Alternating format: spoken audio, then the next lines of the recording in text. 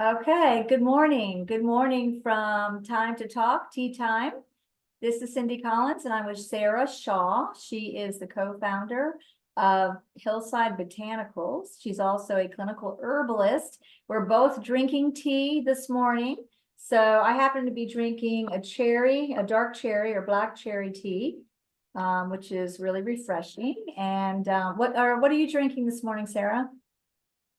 Yeah, I have a little blend I made myself today, tulsi from our farm, and then some cinnamon and ginger. It is quite cold here today, so I was thinking of all of the warming, cozy things I could put in my mug to help stay warm today. That sounds great. And we'll get into it a little bit later, like what are in teas, what's helpful in tea, just the act of having tea to warm and to relax and be cozy and everything. We'll get into all of that as well. So, Hillside Botanicals is an amazing place. And I learned about this, everyone, when I was in Vermont during the summer.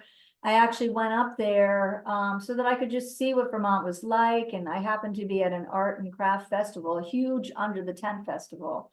And that's where I met Sarah. I was so interested to see what they're doing at Hillside Botanicals and also to see what she's doing as a clinical herbalist in reaching out, especially for me, for cancer patients, but for all kinds of other things, health related and wellness related things that can be done with herbs. So I wanted to start out, if you don't mind, with the title you have on your card and also on your website, which says Hillside Botanicals, grounded in regenerative practices, farm to apothecary. I think that probably encapsulates so much for you, right? But we'll just start with a little bit of that. So regenerative, I mean, that means a lot to a lot of our audience, but let's hear what you mean by regenerative. Yeah, it's a great question. I feel like it's increasingly a very buzzy word, but it's something that we have used to kind of describe. And when I say we, I mean my partner and husband, Nathan, who co-owns Hillside with me. It's something we've used for since the beginning to kind of describe the way in which we want to work with the land and to also be in relationship with our community and kind of like how we vision a broader culture. So one that is very much connected to the land and one that is not only restorative and builds a positive impact, but kind of sees all of us as interdependent, whether you're talking about how you work within a farm or within your community. I think that's something that you can see quite potently in Vermont in small rural communities, which is great. And so it's a term it's been near and dear to our heart and is kind of how we've thought about how do we run a business and run a enterprise that is really centered around bringing people to the land and forging a relationship with that. And so the farm to apothecary piece is like that very literal sense of we are cultivating medicinal plants and creating products that are a way in which people can have that connection in their everyday rhythms. That's so so impressive. And when I thought about it, it makes a lot of sense because even the land you're on is very special land there, from what I read, in the history of the land. And then the integrity you have and how you work the land, how you grow the herbs, how you attain them, and then you're offering them to the community, not only purchasing like, for their use, but in your clinical practice, you're even helping people with knowing how to apply certain herbs and things like that. I was very impressed with the principles also listed on your website. And I'm going to read the website out for our listeners also so that they'll, go and take a look also before we get off. But besides being regenerative, you're also really interested in community, like you mentioned. So you feel like you're representing the community, but you're also representing these principles for the community. So they can trust how you are, what your business practice is, what your tangible practice is, working with the land and with what you do. You keep it local, but also accessible. Can you speak to any of those in a little more detail? Yeah, and I think I would like maybe rewind and go back to like some of our origins here and like why those values feel really important to us. You know, personally, my own kind of trajectory in this work was through a winding road of learning about permaculture and herbal medicine, and I landed at a training program here in central Vermont that is very much focused in a community care model. And so offering wellness services in a way that is accessible, both in a financial sense and also just how the client practitioner relationship works, was really formative to me and how I think about again, business and how I serve people. And same for Nathan as well. We live in the community that he grew up in. And so, you know, he's got very deep ties here with his family, and, you know, the folks that come to our plant nursery or come to the farmer's market, a lot of folks that we know and his family has known for some time. And so community in that sense has been really powerful for us. And, you know, a business really is only as powerful as the folks that surround it and that we surround ourselves with. And so the local community piece, I think, ties into each other. And accessibility, again, has just been something that we continue to think about.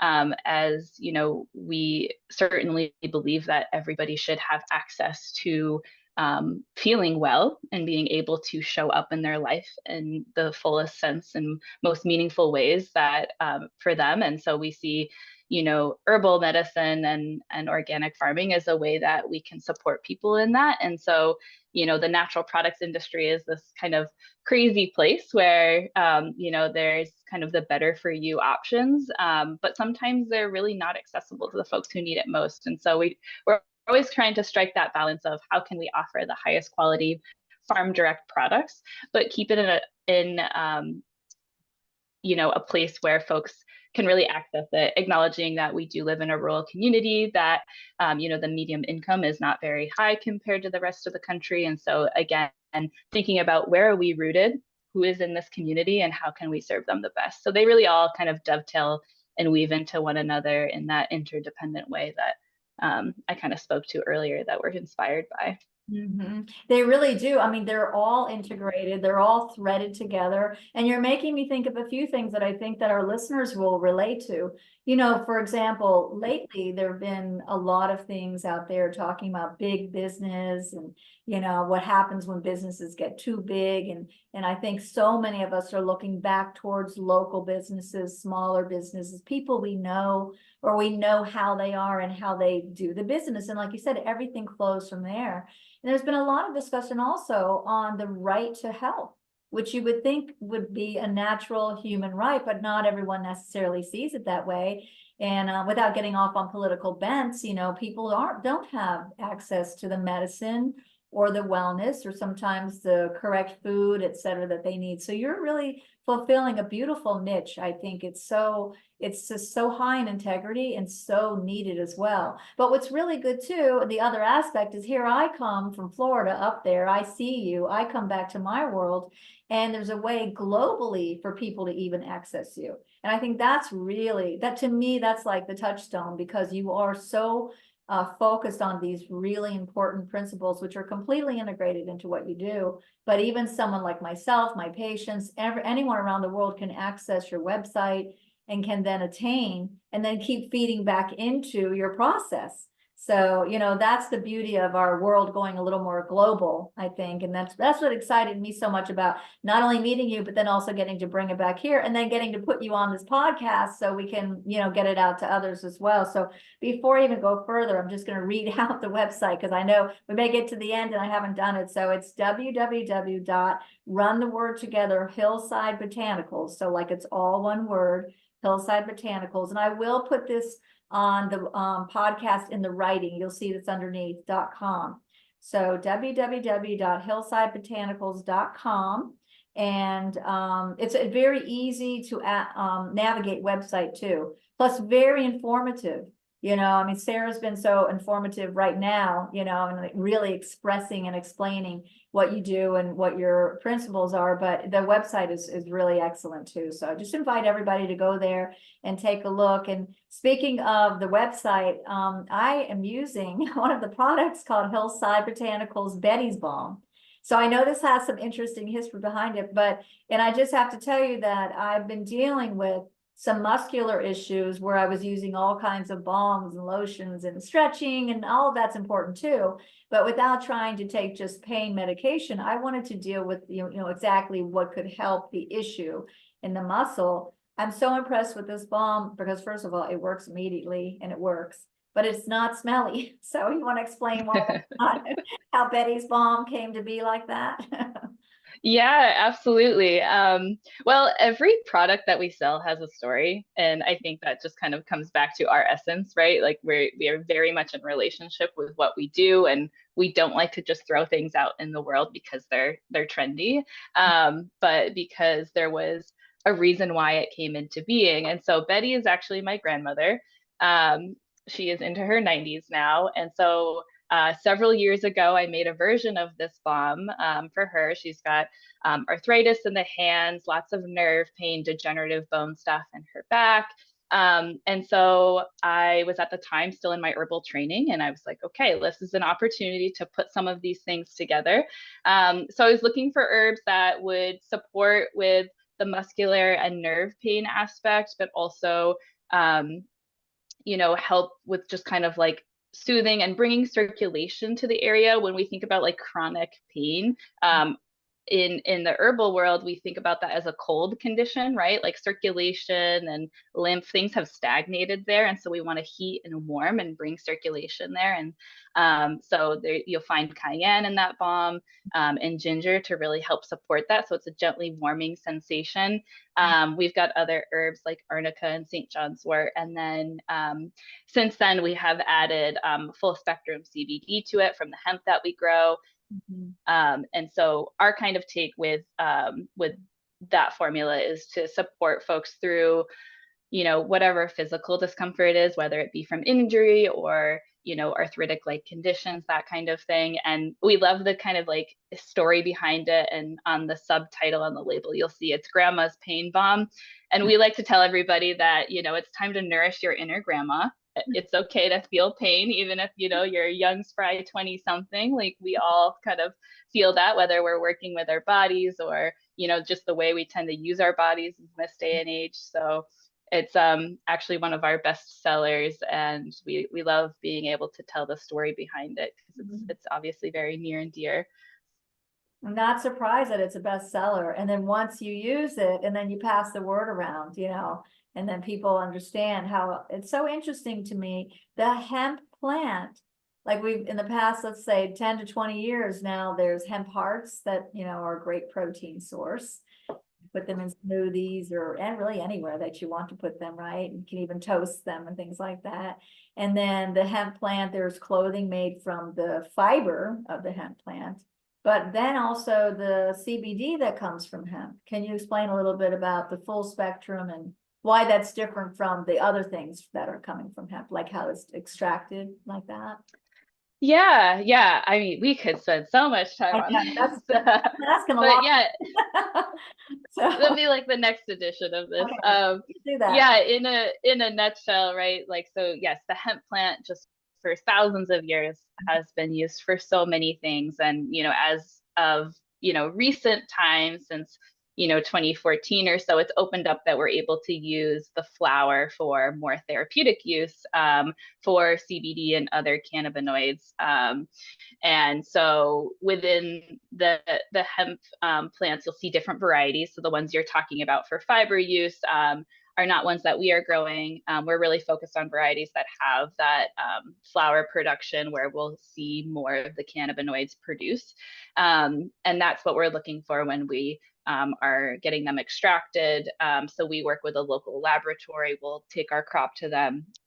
They'll do an extraction to help us get a full spectrum CBD extract that is compliant with federal and local regulations so that we're able to use it in a hemp-based product and it's not in the regulated cannabis industry. And so we grow the hemp outdoors, sun and soil. As with all of our herbs, we'll harvest and take that to a lab after it's dried. They make an extract for us, and then we take that back and formulate with it, whether it is in a topical balm or we also create CBD oils. And I'll say in each of those, because we love the hemp plant so much, we love to use hemp seed oil, which is also great just from a nutritional perspective, but another use from the seed of the hemp plant.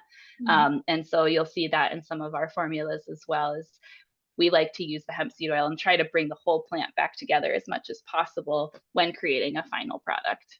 Oh, that's really nice. I really like that. Boy, thank you for that explanation. In a nutshell, that was very complete. But it really explains a lot that I think that our viewers too will really understand what that means a lot better now, you know. I know you're degreed, you and your husband are both degreed, and now you're utilizing what you've learned and then your experiences. Let's just talk about, you know, Hillside Botanicals for a minute. I think that's pretty amazing for everyone to hear too, because there's a lot of confusion now about, do we need degrees? Is it important, you know, and just where do you want to go? And so for our younger viewers who are even thinking about, do I want to go to college? I really want to live in a better world or a different world.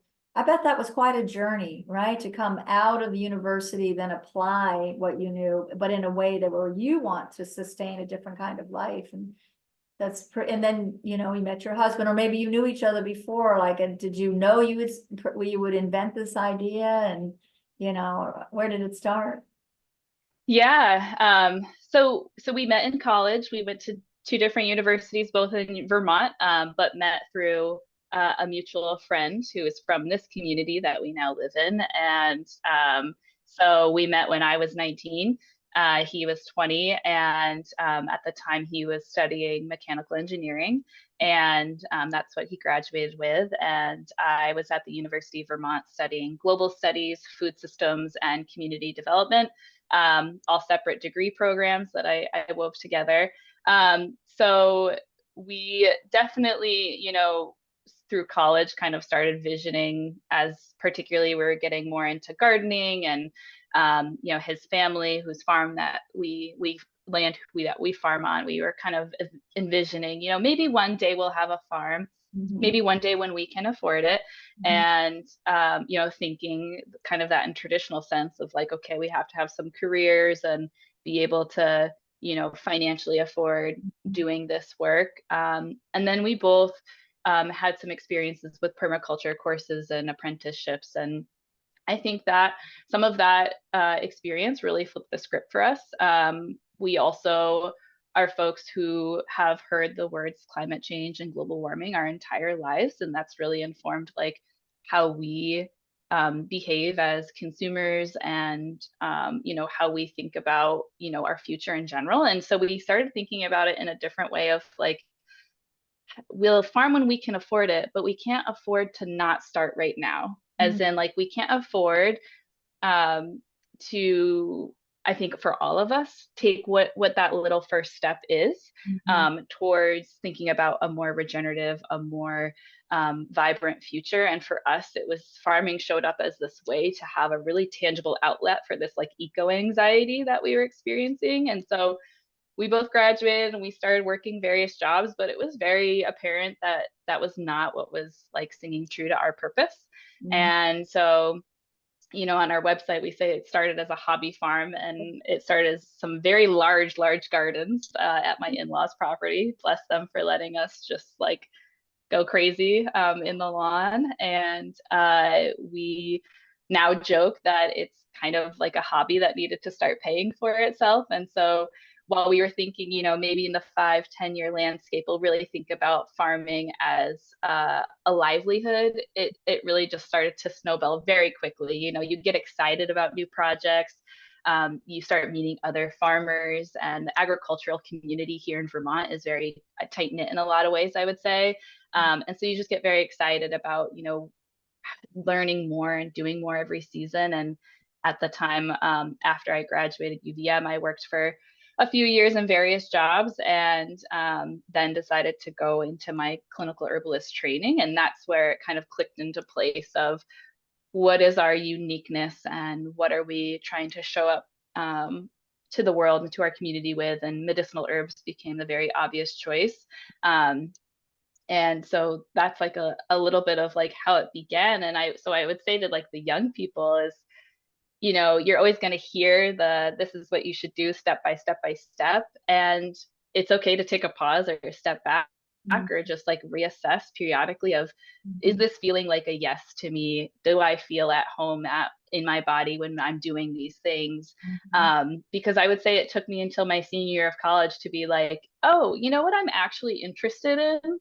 And then, you're on the verge of graduating and you're like, oh, I'm just still interested in all these things. And so I think my biggest piece is like, just continue to follow that curiosity, and it will likely take you in some non-traditional ways. And Nathan is a great example of that, right? He went to a private military college and studied mechanical engineering, and he worked in a mechanical engineering role for about a year and a half before he stepped away from that job to do a permaculture apprenticeship for about 8 months. And now I will say he uses his engineering skills every single day on our farm. He builds all of these systems for us, from irrigation to, every greenhouse we've had, he's built and designed. And so I don't think you can discount like all of the experiences, whether, it's 1 degree program or vocational training, or, just, taking some time to work in different roles. You just learn so much from those experiences, as long as you're like open to receiving what they Mhm. are. So, yeah, that's some reflections I continue to Yeah, have about yeah. it. Well, it's so inspiring, from the beginning where you made a synthesis of degree areas, I think that's really important, and then like you said, then every experience eventually, I used to do a lot of college instruction, and I always say, don't discount any experience or any small job. You would be surprised how later you tap into that, right? They can Yeah. synthesize together, you can tap into it. I love how you said kind of stand back, even take a break and see, am I going where I really want to go? As you're going, it's a dynamic process. And then like this whole flow, takes you somewhere else as you're integrating with other people and other goals. I think it's an extremely inspiring story, but it's so great for people to hear now and to start thinking about what they're doing. It's not even younger people, but people even who are maybe looking at a second career are just thinking in Right. career, what am I doing? How did I get, how the tide take me over here? And this is my role every day. Is this really what I want to do? So, which brings me Mhm. to the clinical work. And I love the term humble hummingbird, which I'm sure you'll have something to say about it if that's still what you're calling your clinical work. But I think, like you said, it was the obvious next step, but even that has so much that you can't even anticipate now that you'll be doing, the different ways it'll evolve and become more, it reaches people so directly. So where did the hummingbird title come from? I have an idea, but we'll see. Yeah, yeah. Well, if you haven't guessed already, I love alliteration. So that's that. But hummingbirds have been a very strong ally and kind of symbol for me for a long time. Actually, really starting when um, they really started showing up for me when we started the farm. I would see this nesting pair every summer, and it was just kind of like, I just see it as this reminder of, this is, a sign that this path is clear. And there's just kind of this ethereal experience when you see a hummingbird. It's just so quick and brief, but it's just so magical, and it just reminds you to like pause and see kind of the goodness or just the magic in what you're doing. And so I really loved hummingbirds for a long time, and I also just, they really resonate with me in this role as an herbalist. Right, when I started my training, I was just so in awe of my mentors, how they knew so much, and then them telling us, we hardly know anything. Like, right, if you look into herbal traditions, whether it's Western herbalism, traditional Chinese medicine, Ayurveda, whatever it is, the history is just so long. Mhm. And but what's beautiful is that there's so many ways to look and observe health and realize that it is never a linear path for anyone. And so for me, hummingbirds really kind of resemble that, right? They can fly on all planes, Mhm. and they find a direction no matter where they are. And so that really resonates with me as a practitioner, right? Is like, I can meet folks where they're at and have them help me guide them. And a lot of times they're guiding me and where their path is going to go. But it doesn't have to be in one direction, right? We can always kind of go forwards, backwards, side to side, always seeing the options and again, seeing the experiences in their wholeness. And so hummingbirds really kind of show up for me in that way and how I see my practice. And the word humble is just kind of something I really grab onto is, you know, that knowing that I will never know everything there is, whether it be about my clinical practice or, you know, even farming or whatever the thing is in this lifetime, I will never know all there is to know. And it's a very humbling experience to sit with that. And just, I think there's a lot of magic that can come, especially when you're in a client practitioner relationship, to come forward with that humility and let, you know, the client lead when it makes sense. So um, those words just kind of really popped out for me. And when I was thinking about, you know, what will I call this practice of mine? Wow, that's really, really unique and so meaningful too. And, you know, I'm just thinking about these, the road signs or the signs of confirmation, like you mentioned, that are in nature, you know, for some, Mm-hmm. you know, if you're paying attention and how that one's been there for you. I think that's great. And it gives everyone else courage who probably has that, but doesn't really speak about it as much. How, you know, hey, these are real. This is a real thing. And it's a beautiful way to be guided in one way of many, you know, to what you want to do. Yeah. And then when you talk about the patient, like getting where they're at, you know, in the world of like conventional medicine, most Western medicine, it's so much about telling the patient, this is what you have to do and will do. And, you know, and we've lost a lot of the relationship that we used to have in medicine. And now we're trying in oncology anyway to kind of push that more. I talk a lot about the patient, the relationship with the patient. I'm trying to tell the doctors we need to partner with the patient. I mean, just trying to ease that, when in reality, what we're really looking for is exactly what you're talking about. Get back to the fact that you're just there with the patient. They may be guiding you part of the way, you're guiding them, you're utilizing what each other brings to the table. You know, that was so beautifully put, the way you said that, and it's so natural, and it makes such perfect sense, you know, rather than the other direction that we've gotten ourselves into. And that's one really good thing about herbal medicine, I think, you know, is that there's such an interest in the person and not just in telling and giving information and dictating what they have to do. And, you know, it's not all cause and effect. And so, yeah, Yeah. it's really Yeah. nice. What are most of the people that you see? Are there any certain ailments or wellness, or what would you say mostly you deal with? Yeah, you know, it's kind of all over the place. Not surprisingly, you know, a lot of like nervous system, adrenal dysregulation, right? We live in very stress-inducing times. And as part of that, some endocrine stuff. I've also worked with folks that have Lyme disease. There are other tick-borne illnesses, which is not uncommon here in the Northeast. I've worked with folks who have cancer and mental health disorders, as well as fertility, pregnancy, postpartum. So a wide range of things. And I don't personally have like a desired specialty or area to work with folks. Because again, thinking about that reciprocal relationship we were just alluding to is that I love learning and Yeah. I learn the most when I work with folks. No matter what they're coming to me with support for. And some folks are just really interested in feeling well. That might be when I have an intake with a new client, we'll just go through what are their goals. Sometimes very specific things come up where you know, they're seeking support with a very specific thing. Some folks are just saying, I am curious about feeling better and I want to work with, you know, natural pathways. And so that's the thing. And then obviously as we talk, more and more things come out and we get a little more specific. But for some people, it's just like this curiosity of, I want to feel better in my body. And Mhm.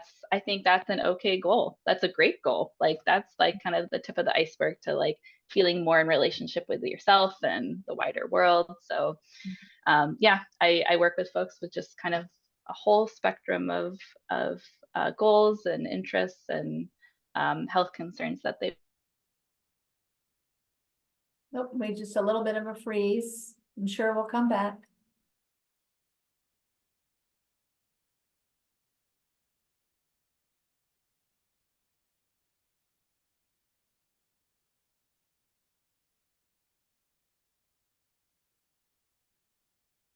support with.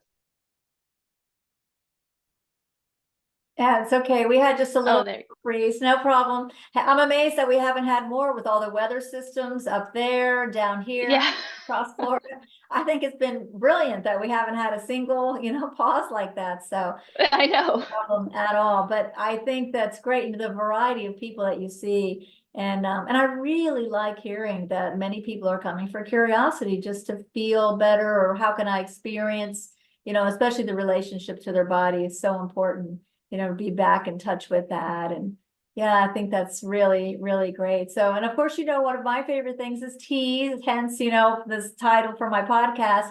And for me, it's because I have lived in an extremely tense, busy world, just taking the time to stop and have tea. I mean, sometimes I tell everyone that just do that.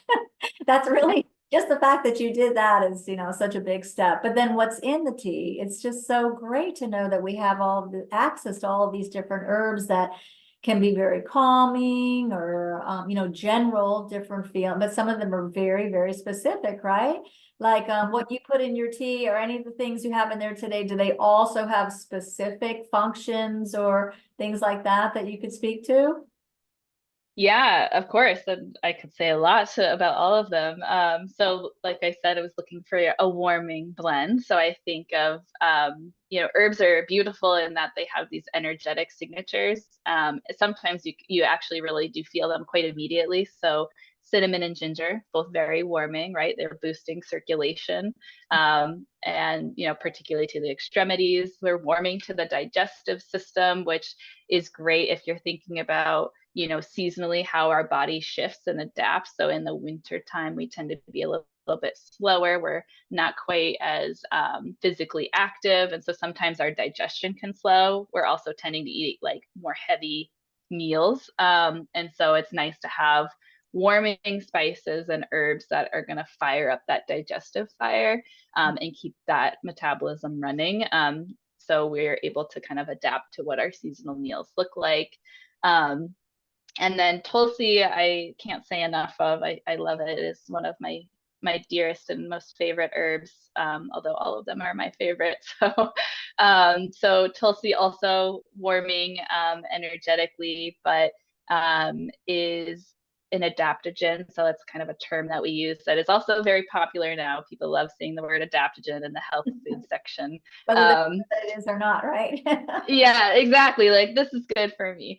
But very simply, they're herbs that have a balancing effect to our stress response and to our adrenals. And so, right when we're experiencing chronic periods of stress, our adrenals really get taxed, and then that word burnout comes up. And so adaptogens are herbs that work in kind of a broad spectrum of ways to really help support our adrenals, our kind of natural energy levels and cortisol throughout the day without, the use of caffeine that can cause those crashes. And so in the realm of adaptogens, Tulsi is kind of a nice, like slightly energizing one. It's got kind of this spunky energy.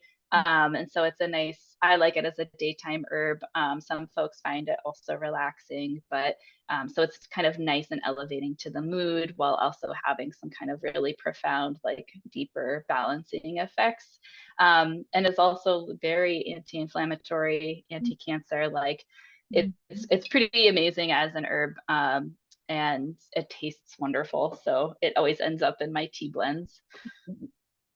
So I think the taste, the fact that we hit on taste too, because it's great to have a variety of herbs or anything you're thinking about eating or drinking, but it's got to be a taste that you enjoy as well, Right. the experience. So yeah, the high antioxidants in tea are amazing, for a variety of black, white, and green tea, but then also the anti-inflammatory properties, which covers such a host of things. Like that's why you're saying, like there's so much you could say, because it just covers a host of different things that you might be preventing, but also just to restore your body from, what you've been going through, or from the stress you're under, and supporting your various organs and systems and things like that. I think that's really wonderful. What I really like about our conversation today, as I think about it, is that we got down into like just the origin of how things start. The foundation of anything you're doing is so important, to know that. And I really appreciate you sharing that with us, because that's important to know. I think that people should know it and they should be inspired by it. But then also the way that you're dealing with all of this progression, putting it all together, refining what you do, so there's something for others now. It's something that you're now able to help other people or just share with other people. And I think that that's so important. Hope we never lose sight of that, but it feels like sometimes we lose sight. You go to the grocery and you're just buying these packaged products. You've lost sight of where they come from, who's harboring that, who is behind that, why is that even good for your body? What's the relationship when you put that into your body? And I think that today you were so great at restoring just the faith in that and how important that is to know about that. And to do that. And it's really neat to see how you both came on this and it happened and it grew. And so I hope that anyone who's watching or listening, sometimes people just are listening to the audio, on different platforms. I hope that you'll call us. My website, my phone number, everything is there. So any questions you have, you can leave on the platform, or you can reach me with your questions. So it's even right behind me. That's why I put this up so people can see. creationbalance.com is the website. Run those two words together.